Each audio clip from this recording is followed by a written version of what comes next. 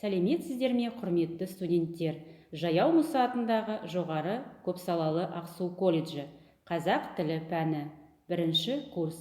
Оқытушы Алтынгужинова Жанар Бекешевна. Бөлім Қазақстан бейнесі.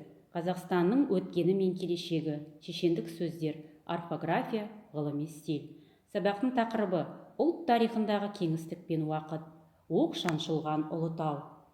Сабақта жүзеге асырылатын оқу мақсаттары: мәтін үзінділері бойынша болжам жасау, тиісті ақпаратты анықтай білу, таза ғылыми стильді тілдік құралдар арқылы тану, мәтін бойынша тілдік бірліктерді орфографиялық нормаға сай жазу. Бағалау критерийлері: ғылыми стильдегі еңбектердегі фактілер мен деректерді анықтайды. Ойын дұрыс жүйелейді. Мәтін үзінділері бойынша болжам жасайды. Мәтінде көтерілген мәселені сыни тұрғыда бағалайды. Дескрипторлар. Құрметті студенттер, сіздердің жасайтын іс-әрекеттеріңіз: мәтінді түсініп оқисыздар, негізгі ойды анықтайсыздар, мәтіннің стилін, жанрын анықтайсыздар.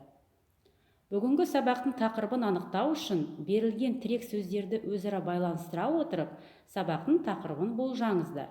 Бірінші, атқа міну мәдениеті. Екінші, ұлы даладағы ежелгі металлургия. Үшінші, аң стилі. Төртінші, алтын адам. Бесінші, түркі әлемінің бесігі. Алтыншы, ұлы жібек жолы. Жетінші, Қазақстан алма мен қызғалдақтың отаны. Жаңа деректі ұсыну. Ғылыми стиль. Ғылыми стиль жазба стилінің бір түрі. Бұған қазақ тілінде әр салада жазылған ғылыми шығармалар жатады. Ғылыми стильде зерттеу объектісі болатын зат не құбылыс ғылыми негізде сипатталып, дәлелдеуді қажет етеді. Ал пікір дұрыстығын дәлелдеу үшін мұнда логика заңына, яғни дұрыс ойлау заңына сүйену қажет. Сондықтан ғылыми стильде логиканың маңызы ерекше. Ғылыми шығармалар жалпы халықтық әдеби тілде жазылады. Ғылыми стиль әдетте үш жағы стильге жүктеледі. Бірінші, таза ғылыми стиль. Белгілі бір ғылым саласының мамандарына арналған. Екінші, ғылыми оқулық стиль.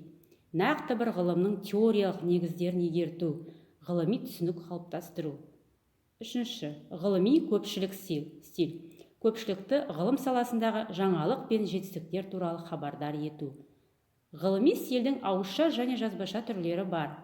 Жазбаша түрлеріне жататындар: монография, мақала, диссертация, рецензия, оқулықтар, тағы басқа. Ал ауызша түріне жататындар: баяндама, жарыссөз, лекция, тағы басқа. Оқылым, мәтінді оқу. Құрметті студенттер, берілген мәтінді оқисыздар. Содан соң мәтін бойынша тапсырмаларды орындайсыздар. Оқылымнан кейінгі тапсырмалар. Жазылым. Бірінші тапсырма. Мәтін үзінділері бойынша болжам жасап, негізгі ақпаратты табыңыздар.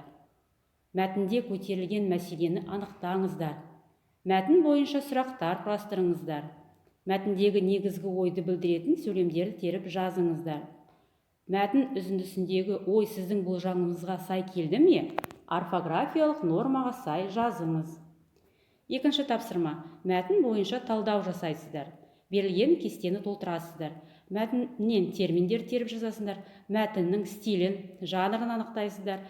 Сөйлем құрылысын жазасыздар. Рефлексия, яғни кері байланыс. Бүгінгі сабақ бойынша бүгін не үйрендің?